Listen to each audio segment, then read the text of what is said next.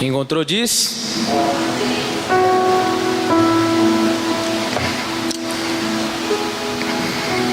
pois a graça de Deus se manifestou, trazendo salvação a todos os homens, e é ela que nos ensina a abandonar a impiedade e as paixões mundanas, para que vivamos neste presente século sóbria, justa e piedosamente, aguardando a bem-aventurada esperança e o aparecimento da glória do nosso grande Deus e Salvador Cristo Jesus, o qual de si mesmo se deu por nós, a fim de remir-nos de toda iniquidade e purificar para si um povo todo seu, zeloso e de boas obras.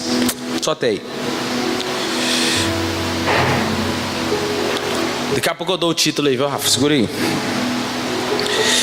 Tito é uma carta de Paulo que envia ao seu filho na fé, Tito, que era um jovem, tinha mais ou menos seus 18 anos, estava ali auxiliando como pastor na igreja de Creta, e Paulo envia essa carta para ele, acerca das dúvidas que eles estavam tendo. E Tito era um rapaz dedicado a falar a verdade, andava com Paulo, e essa carta que Paulo envia a Tito para instruir acerca da organização da igreja de Creta, e para ensinar a dirigir, como se dirigir ao povo. E Paulo passa a dizer a Tito, nesse capítulo 2, instruções para igrejas e também referente à graça de Deus, que nós vamos falar daqui a pouco aqui. Martinho Lutero diz que esta é uma carta muito curta, mas é um resumo da doutrina cristã, que é composta de tal maneira que contém todo o necessário para um conhecimento da caminhada, ou melhor, para a caminhada cristã. E Paulo, ele hesita em dar um fundamento doutrinário, e ele também libera algumas admoestações. Por quê? Porque na cidade de Creta, essa igreja que estava em Creta, se fazia mau uso da doutrina, do ensino sobre a graça de Deus. E algumas pessoas estavam transformando a graça de Deus em licenciosidade, ou melhor, licença, achando que a graça é licença para pecar. E estavam ensinando os cristãos que de fato eles podiam sim viver em pecado, estão no tempo da graça, porque não estavam mais sob a lei, porque a lei dizia: a alma que pecar, esta morrerá. Mas o crente, de fato sim, nós cristãos não estamos mais sob a lei, mas estamos submissos à graça. No entanto, a graça, ela acarreta uma responsabilidade muito maior a nós cristãos. Outrora, alguns pensam que porque estamos na graça, podemos viver deliberadamente, mas nós vamos aprender aqui que não. E Paulo, ele apresenta aqui 3 tempos da vida cristã desse texto aqui. No versículo 11 ele diz: porquanto a graça de Deus se manifestou, trazendo salvação a todos os homens. É muito interessante, porque a palavra, quando a gente lê de uma vez, se a gente lê assim, presta atenção, a gente pode ler assim: a graça de Deus se é manifestada, sim ou não? Porque a palavra, ela dá a entender do gênero feminino, mas a graça aqui está dizendo: e a graça de Deus se manifestou. E então ele está entendendo para nós aqui, que Paulo está dizendo: a graça de Deus não se manifestou através de Maria, a graça de Deus não se manifestou através nenhuma dessas Marias que nós vemos aí, nenhuma das senhoras que nós vemos aí, mas a graça de Deus se manifestou no masculino, a graça de Deus se manifestou na pessoa de Jesus Cristo. Amém? Então, porquanto a graça de Deus se manifestou salvadora a todos os homens, dá a entender? passado. No tempo passado, a graça de Deus se manifestou, salvando a todos os homens. Presente, no versículo 12, ela nos ensina, ele está dizendo, a graça de Deus, ela não só nos salva, mas ela também nos educa. Ela nos ensina a abandonar a impiedade e as paixões mundanas, para que vivamos nesse tempo agora presente e futuro. Versículo 13, aguardando a bem-aventurada esperança. Em outras palavras, a graça de Deus também nos reforma e nos recompensa, além de nos salvar. A palavra grega que Paulo usa aqui a Tito, no caso é educar, é a mesma palavra usada para ensinar, para disciplinar. Ele está dizendo que a graça, ela também é capaz de nos disciplinar. Os crentes ou os cristãos que de fato entendem a graça de Deus, não querem viver uma vida de pecado. Ou melhor, estes que se dizem cristãos não vivem na prática do pecado. Por quê? Porque essa graça renunciará. Essa graça fará com que este cristão renuncie à impiedade e às concupiscências mundanas e passe a viver. Essa graça faz com que esse cristão viva de forma sóbria, justa neste mundo. Graça. Edgar, então o que é a graça? Vamos lá? A palavra grega do graça significa charis, aquilo que dá alegria, deleite, prazer, doçura, um charme. Aí você vira para sua esposa e fala assim: isso é uma graça, né? Isso é um charme, isso é uma doçura. Você olha para ela e fala assim: é a graça, tá? Tipo assim, eu não mereço, mas Deus me deu. Isso é graça. É o que ele está dizendo. É amabilidade, boa vontade, amável, favor misericordioso, pela qual Deus está exercendo a sua santa influência sobre as almas, fazendo com que ela se volte a Cristo, guardando, fortalecendo, fazendo com que cresçam na fé cristã, buscando conhecimento, afeição, despertando elas ao exercício das virtudes cristãs. Só podemos ter uma vida santa por causa dessa epifania, por causa dessa manifestação da graça de Deus. A graça de Deus, ela sempre existiu, sempre. Deus sempre foi gracioso.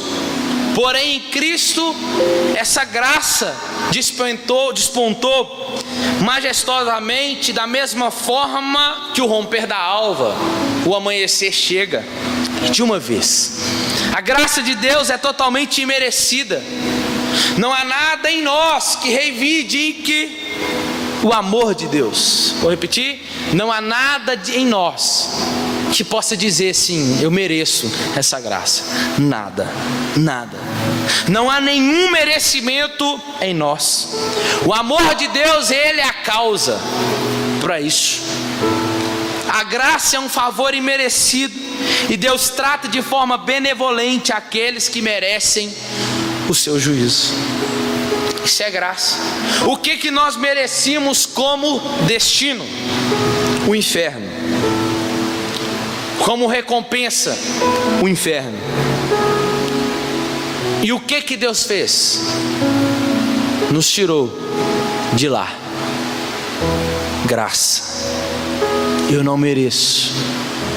Pela minha vida, por causa que nós nascemos debaixo de Adão, na raiz pecaminosa de Adão, então nós merecíamos o inferno.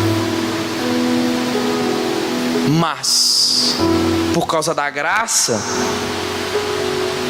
por isso que ela é um favor imerecido, Deus trata de forma benevolente aqueles que mereciam o seu juízo.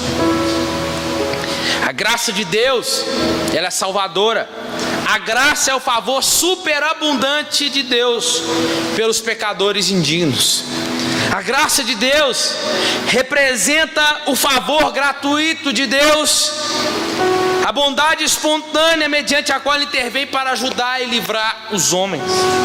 Em Jesus, a graça de Deus, ela desponta como um sol sobre o mundo escurecido nas sombras da morte.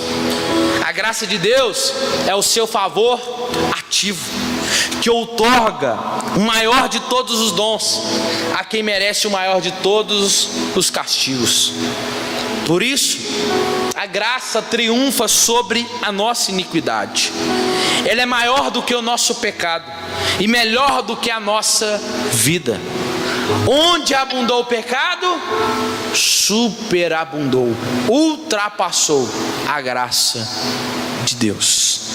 Somos salvos pela graça, vivemos pela graça, dependemos da graça. Nada somos sem a graça. Por causa dessa graça, embora perdidos, fomos achados. Embora mortos, recebemos vida. Isso é a graça.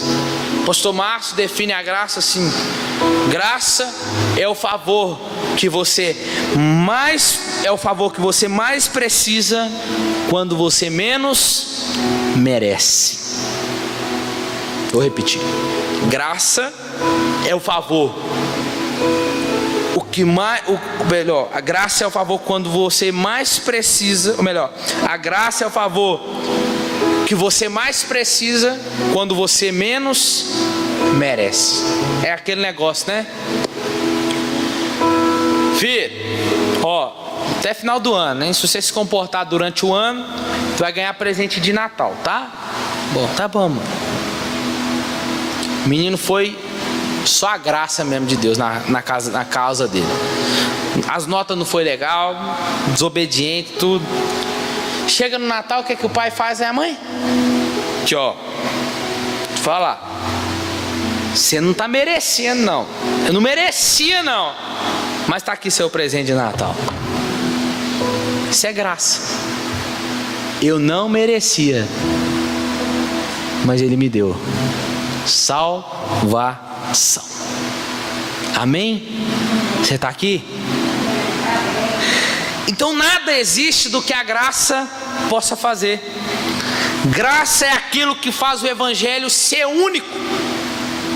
A graça é aquela que nos tira do conforto, daquilo que nós achamos que é conforto, que aonde nós estamos vivendo da forma que queremos, fazemos o que queremos, vivemos do jeito que queremos, mas aí a graça nos pega e fala: agora vai ser do meu jeito, agora vai ser da minha forma. Entender isso não é fácil, mas é maravilhoso. Aqueles que a graça o encontra, não está inibido de passar situações adversas. Graça, certa vez, vários teólogos sentados, conversando, e eles perguntaram: o que distingue uma religião da outra?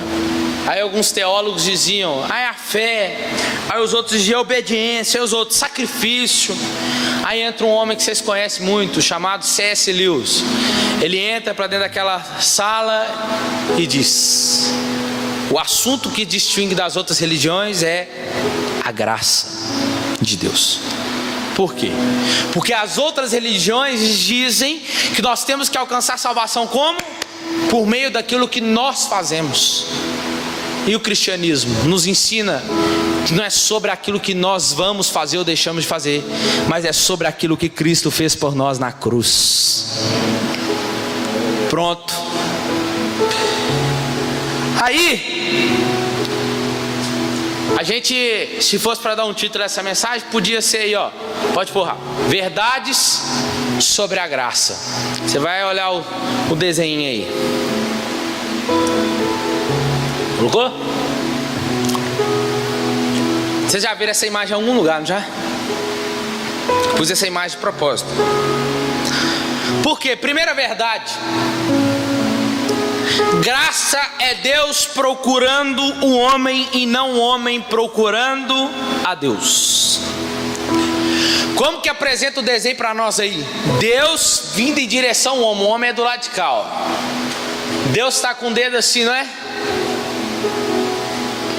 E o homem, como é que está o dedinho dele? Encolhido, não é? É ou não é? Essa imagem é considerada dentro do cristianismo Imago Dei, a imagem de Deus, a imagem que é refletida. E o sentido ali é mostrando o que para nós? Que nunca foi o homem buscando a Deus, nunca é o homem querendo Deus, mas é sempre Deus vindo até o homem. Então, primeiro verdade da graça é Deus procurando o homem. É Deus procurando o homem. Quando o homem peca no jardim, o homem faz o quê? Se esconde, coloca folhas de figueira para se tampar, porque agora tem consciência do bem e do mal. Estavam nus, e Deus brada no jardim: Adão, onde estás? Pode ler lá depois. Aí, por quê? Deus sabia onde Adão estava, com certeza. Mas é como se Deus estivesse dizendo: Adão, cadê você? Porque eu não sinto você mais em mim. Algo rompeu, algo se desligou entre mim e você. Esse relacionamento foi quebrado, Adão. Então Adão se apresenta com as folhas de figueira, e folhas de figueira na Bíblia significa justiça própria. É aquilo que fazemos para nos justificar. É aquilo que Deus, sua mãe sabe quando sua mãe sabe que foi você que fez, você quebrou. Aí ela chega para você e fala assim: foi você que quebrou? Você, então, é porque eu passei, quando eu passei eu esbarrei no vaso e sem querer caiu. Sua mãe não quer saber a sua justificativa, não quer saber a sua explicação, ela quer saber se foi você ou não que quebrou. A gente quer tentar justificar o injustificável para Deus. Deus, então, eu pequei, sabe por causa de quê? Então, porque a moça passou do outro lado lá e eu acabei pecando. Sabe, Deus, então, eu vi um dinheiro ali, não resisti, ninguém, não achei o dono, eu fui lá e peguei. A gente quer justificar, e justiça, a figueira ali, Adão, é Adão querendo justificar para Deus, e Deus fala assim: filho, eu estou vendo tudo, isso não vale para mim, isso é justiça própria. E a Bíblia diz que a nossa justiça para Deus é como trapos de imundícia. Sabe o que Deus faz? Está passando um animal, poderia ser um cordeiro, podemos dizer, e Deus mata aquele animal. Mata o animal, pega a pele daquele animal e cobre Adão e Eva.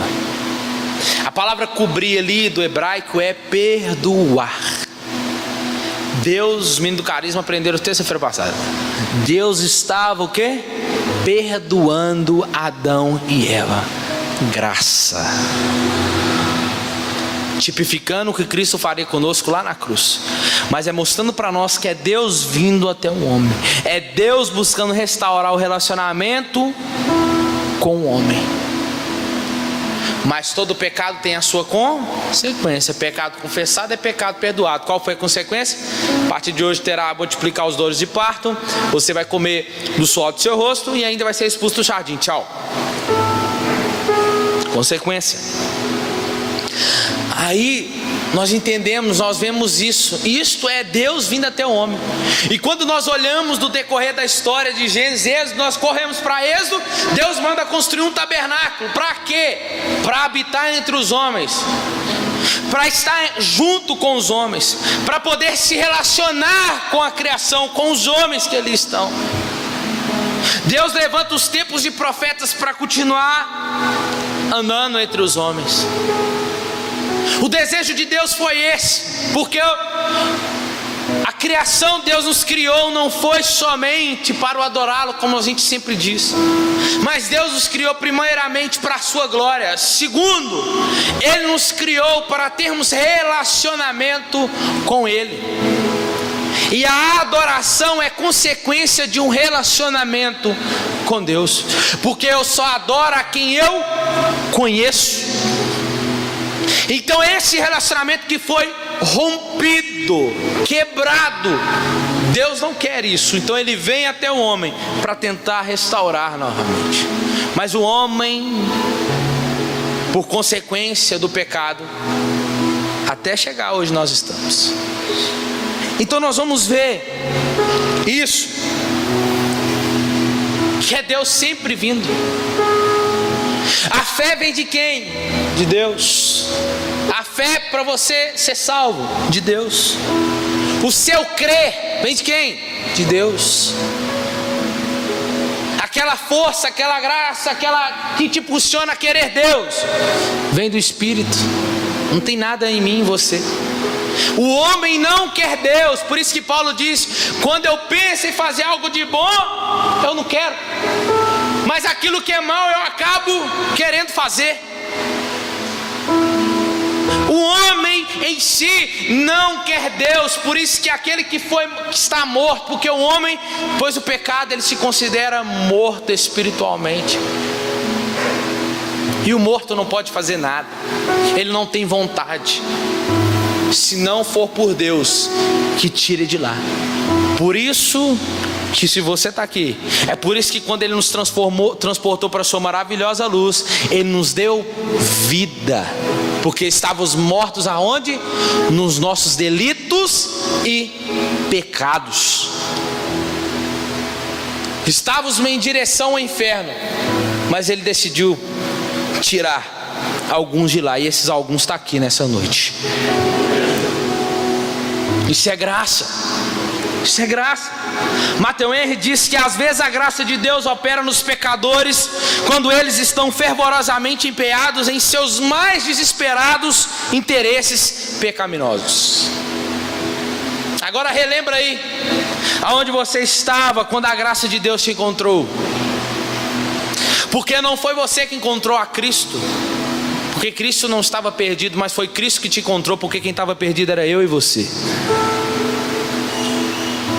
É por isso que Paulo diz em 2 Coríntios capítulo 5, versículo 18, que não é um homem que se reconcilia com Deus, mas é Deus que está em Cristo reconciliando consigo o mundo. É por isso que a palavra religião vem do latim religare, que significa religar de novo, ou ligar de novo o homem a Deus. E foi o que Jesus fez na cruz, ligando novamente o relacionamento que foi quebrado. Ele liga de novo. É por isso que às vezes nós não sabemos lidar com o nosso próximo. A gente não sabe conversar às vezes com o próximo, não toleramos, às vezes somos essas pessoas brutas um com o outro. Por quê? Porque o relacionamento com Deus primário foi quebrado. Logo, esse relacionamento quebrado na vertical, o horizontal também é comprometido. Quando Jesus vem, Ele vem, relaciona, liga de novo esse relacionamento no vertical, e nós aprendemos o quê? A ter comunhão, a nos relacionar um com o outro. Isso é graça. A graça que se manifestou para resgatar o homem do seu maior mal e oferecer a ele o maior bem. Essa epifania, esta graça de Deus não alcança todos os homens de uma forma quantitativa, mas sim qualitativa. A salvação, ela é universal no sentido que Deus alcança todos aqueles que são comprados por Ele, procedentes de toda tribo, língua e nação, mas não no sentido de todos os homens, sem exceção. A salvação, ela é universal porque alcança todos os homens sem acepção, mas não a todos os homens sem exceção. Ele escolhe, Ele atrai, Ele traz para si aqueles a quem Ele chama.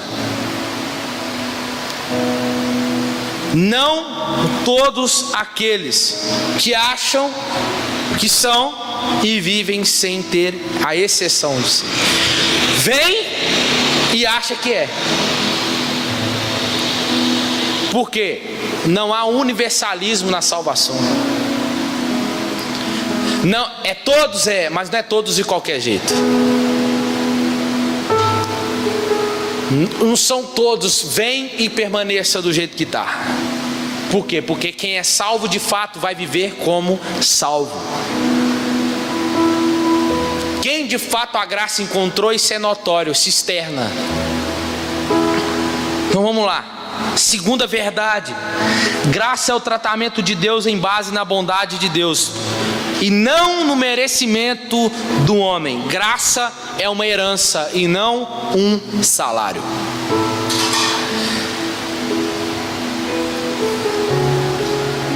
Quando você trabalha, você é digno do seu salário. E herança? Herança você precisa trabalhar para você ter ela? Seu pai, se ele ir embora amanhã, ele vai deixar a herança para quem? Para os filhos. A casa, fala, a casa é sua, aquele carro que estava lá também são seus. Isso é herança que ele está deixando. Você batalhou, você suou para ter o que ele te deu? Sim ou não? Não. Graça não é salário, e sim uma herança. Quem trabalhou? Jesus. É por isso que a Bíblia diz que nós somos fruto do seu penoso trabalho. O filho pródigo, quando peca, gasta a sua herança, ele pede herança ao seu pai, gasta tudo lá fora, e quando ele volta, o pai o abraça, o pai o aperta, diz: meu filho que estava morto agora está vivo. Aí o filho vira para o pai e fala assim: pai, pequei contra o céu, pequei contra ti, e não sou digno de ser chamado seu filho, me receba como um dos seus trabalhadores. E o pai disse: não, você é filho. Entenda uma coisa: o pai não recebe ou trata como trabalhador aquele que ele chama de filho. Por quê? Porque tem gente que falha na caminhada cristã e quando volta para Deus, acha que tem que trabalhar para pagar pelos pecados que cometeu, acha que tem que pagar penitência, né? Nossa, pequei, já pedi perdão, mas ainda não senti o perdão. Aí, nossa, eu vou na reunião, eu vou na oração segunda, vou no culto quarta, vou no carisma assistir a aula terça, se tiver célula eu vou na quinta, se não tiver eu vou em outra igreja, vou no sábado no culto da juventude, no domingo eu vou de manhã, de tarde, de noite nos cultos. Por quê? Porque ele acha que o perdão de pecados, a sua identidade em Deus está baseada sobre aquilo que ele faz. Mas a graça não é salário, ela é herança.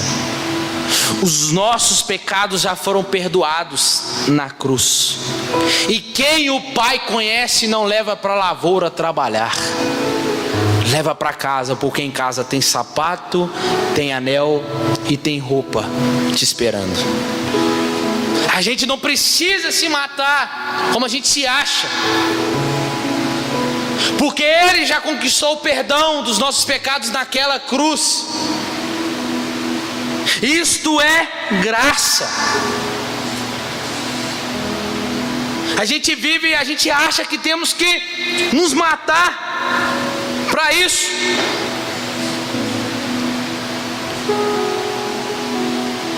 A graça, ela anula o nosso mérito, mas não as nossas responsabilidades. Por quê, Edgar? Entenda uma coisa: nós entramos em uma questão religiosa que Deus, ele só me deu porque eu orei. Deus só fez porque eu jejuei. Deus só fez porque eu me consagrei. Deus só fez porque eu fiz 7 semanas lá no monte de campanha. A gente acha que isso controla Deus.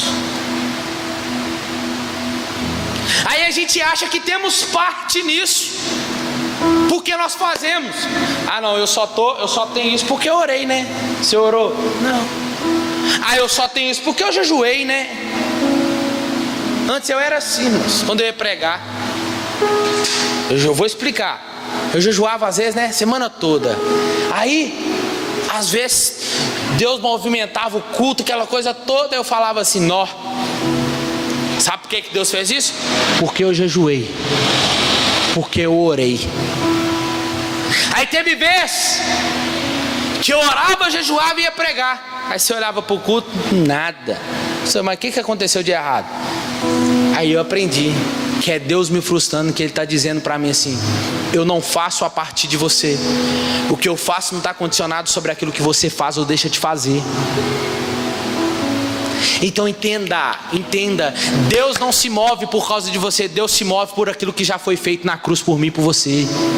Nós não somos abençoados porque somos bonitinhos, ou porque oramos, ou porque jejuamos, ou porque nos consagramos, não. Nós somos abençoados por aquilo que Cristo já fez na cruz por nós. Então nada do que eu e você fazermos ou fizermos vai mudar aquilo que Deus pensa em relação a mim e você. Nada. Ela anula o nosso mérito, está dizendo para você: ei, você está tendo isso, você só tem essa família, você só tem essa casa, você só tem esse emprego, não é porque você merece, mas é porque você necessita, mas é porque a minha graça abundou sobre você. Você não merece, mas eu te dou. Você não merece, mas eu te abençoo. Você não merece, mas eu te dou. Porque não é por causa de você, mas é por causa do meu filho que foi naquela cruz. Graça é uma verdade difícil de se ouvir, porque a lei que dizia que o que eu fazer, o que eu posso fazer, aí eu vou alcançar. Mas entenda uma coisa, ela anula o nosso mérito, mas a nossa reciprocidade é assim que nós fazemos, ó. Deus está fazendo não é porque eu estou orando, mas sabe por que eu oro a Deus? Porque eu dependo dele. Sabe por que eu oro a Deus? Porque a oração é um deleite. Eu jejuo não é para conquistar Deus, não é para comover Deus. Eu jejuo porque é para matar minha carne, para que meu espírito fala mais do que minha carne. Sabe por que eu me consagro? Porque eu preciso estar todos os dias pronto e sensível à voz de Deus, separado conforme aquilo que Ele me chamou para andar. E isto é responsabilidade do cristão. Agora nós acharmos que Deus está numa coleira para nós, e do dia que nós não jejuamos, é aquele negócio, né? Você está indo para trabalhar, aí todo dia você ora para sair. Aí o dia que você não ora, você perde o ônibus. Aí você fala assim: sabe por que eu perdi o ônibus? Porque eu não orei. Vamos pensar diferente. Sabe por que você perdeu o ônibus? Ou porque você acordou atrasado, ou porque o ônibus que você foi na frente poderia ter sofrido um assalto, e Deus permitiu que você não entrasse nele para você não sofrer assalto. Graça. Isso é graça. Dá para entender isso? É difícil, mas é preciso entender. Graça anula o nosso mérito. Graça está dizendo para você assim: é graça. Ah, o que Deus está fazendo com você? É Deus fazendo assim: não é seu não. Estava aqui com você lá no jardim, mas depois do jardim é meu. A salvação não é sua. A salvação não permanece nas suas mãos, porque se estiver nas suas mãos vocês vão perder ela. Mas a salvação permanece nas minhas mãos, e é eu que faço vocês perseverar, é eu que sustento vocês no caminho, sou eu que faço vocês permanecer. Porque pensar, a gente limita demais a salvação, irmãos. A gente pensa só porque escorregou um pouquinho no sentido de não orar para dormir, pedindo perdão a Deus pelos pecados, e se Jesus voltar eu fico. Que salvação é essa? Que Salvador é esse seu? Salvador pequeno demais para eu e você pensar assim. Nossa, eu não orei. Ainda bem que Jesus não voltou, né? Senão ficava. Sabe por que você tem medo de ficar? Nós temos que parar. Sabe o que é isso? Isso se chama farisaísmo. A gente cria um ato de fazer, de orar. Dá para nós vivermos o evangelho mais leve? Porque o evangelho ele é puro e simples. O Jesus do evangelho é o Jesus dos pés empoeirentos que andava pelas ruas de Cafarnaum, da Galileia. Dá para entender que o evangelho não se trata de um fardo pesado, mas é sobre tirar esse fardo pesado e colocar o dele que é leve. Sabe por que eu oro? Eu não oro porque Deus movimenta através da minha oração. Eu oro porque eu dependo dele. Eu oro porque eu amo falar com ele. Eu oro porque a minha vida cristã é um deleite a Deus.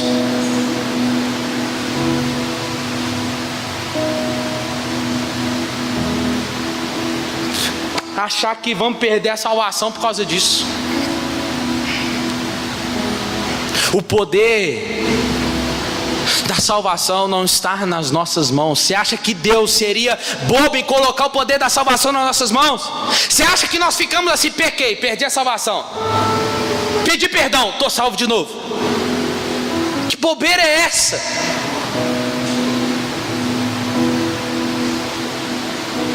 Está achando que Deus é esse põe e tira, põe e tira? Coloca a salvação, pecou, tira a salvação. Coloca a salvação, dá a ideia de merecimento, mas isso foge, contraria o que a Bíblia diz. A salvação é obtida pelos esforços de Jesus. E sabe por que nós somos enxertados nessa graça? Nós éramos esse zambujeiro brabo, que fomos enxertados ali, não merecíamos, mas fomos. Sabe o que nós somos? Nós somos esse que Paulo diz em Romanos, nós já temos herança. Nós já temos uma herança que nós nem merecíamos, nem herança. Paulo diz lá em Romanos que nós já somos participantes da mesma herança que Cristo tem. Isso é graça. Isto é graça. Se tiver alguma coisa de bom em mim, você é Deus. É isso que eu e você temos que entender. Você e eu, nós não pecamos por medo de ir para o inferno. Nós não podemos dizer assim, não pequei, foi para o inferno. Não tem que ter medo disso não. Você tem que entender uma coisa, se você peca e vive na prática do pecado, você tem que entender que você não vai para o céu, você vai perder o céu. Porque o céu você já tem como herança para você, se você quiser, como destino. Mas aquele que é salvo, de fato, ele não vive na prática do pecado, é o que Paulo vai dizer. O verdadeiro salvo vai viver como salvo. O verdadeiro salvo, ele testifica de fato que ele é salvo. Os frutos que eles dão diz que ele é salvo. O salvo, o Espírito testifica que ele é um salvo. O salvo não quer dizer que ele nunca vai pecar. O verdadeiro salvo, ele até peca, mas se ele arrepende, salvo. Não limita Deus dentro da sua caixinha de salvação. Sabe o que não deixa você pecar? Tem uma coisa aí dentro que chama temor.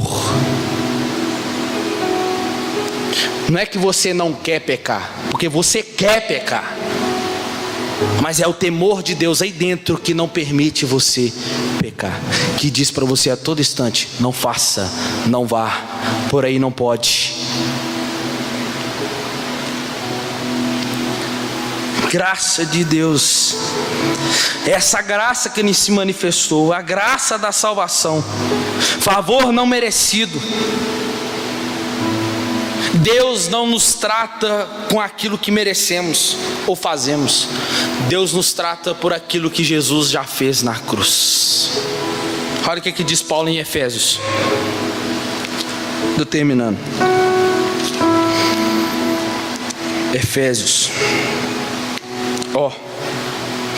Mas Deus que é riquíssimo. Não, vamos ler o capítulo 2.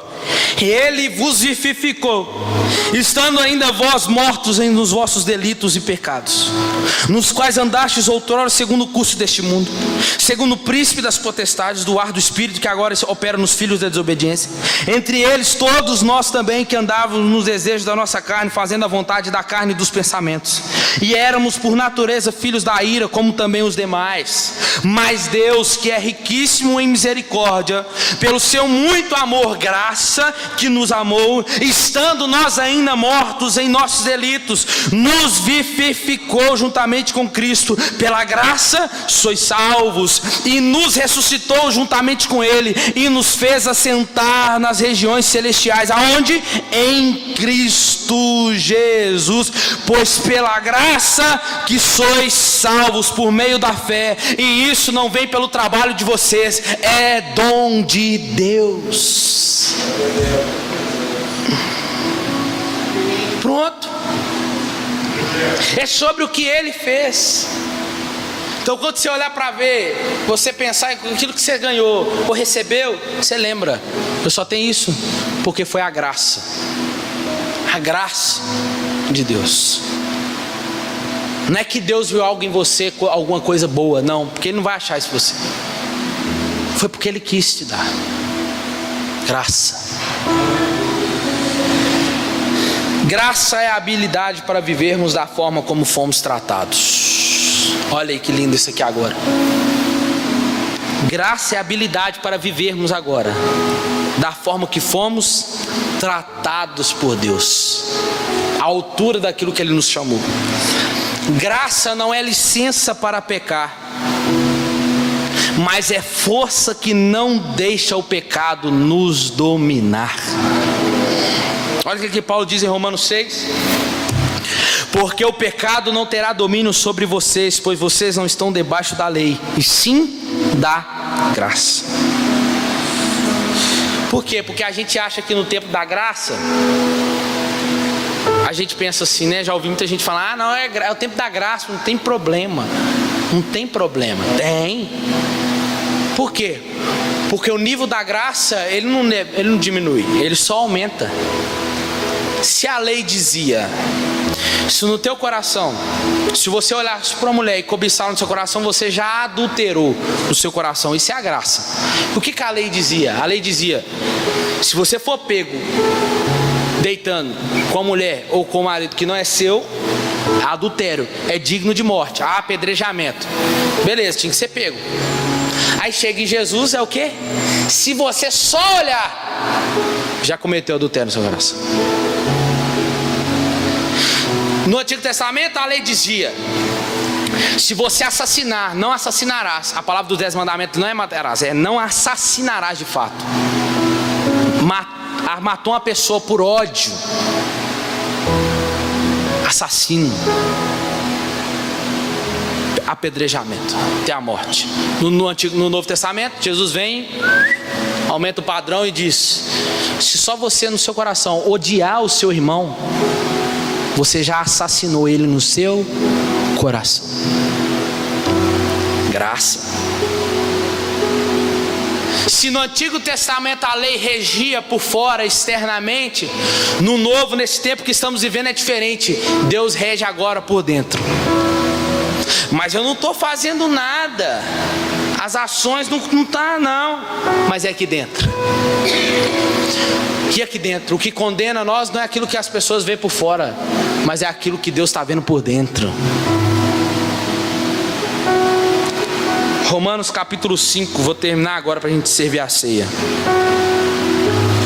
Romanos capítulo 5, versículo 6 ao 10. Porque Cristo, estando nós ainda fracos, está vendo aí? Mortos, morreu ao seu tempo pelos ímpios. Dificilmente morrerá alguém por um justo, embora alguém possa se animar a morrer pelo bom. Mas Deus prova o seu amor para conosco em que Cristo morreu por nós, sendo nós ainda pecadores. Logo muito mais agora, sendo justificado pelo seu sangue, seremos por ele salvos da ira. Pois se nós, quando éramos inimigos, fomos reconciliados com Deus pela morte de seu Filho, muito mais agora estamos reconciliados e seremos salvos pela sua vida. viva debaixo da graça. Fica de pé no seu lugar. Você já ouviu falar da graça da garça? A graça da garça. Sabe o que é? A graça da garça. O que é a garça? Aqueles bichinhos das pernas finas, né? Que fica andando naqueles rios, aqueles lagos às vezes sujos, imundos lá. Mas você já viu que ela é branquinha? Não se suja. Já viu? Isso é a graça da garça. É saber, é viver pela graça, é isso. É saber viver nesse mundo sujo sem se sujar, se manter limpo. Sabe o que é a graça? É aquela garrafa que talvez você pega e põe alguma coisa lá dentro e fecha. Joga ela aqui, ó. Nesse, como é que chama isso aqui? Rio do Onça. Joga aqui. Até onde ele vai? Lá pro lado do Borba Gato, que é lá de fora, lá, né? É ou não é? Vai lá. Aí você deixa ali. Quando chegar lá, você vai lá e tenta encontrar. Ela pega. Aí você pega a garrafa, olha ela toda suja por fora, né? É ou não é? Mas e por dentro? Intacto. Do jeito que você colocou, limpo. Isso é graça, irmãos.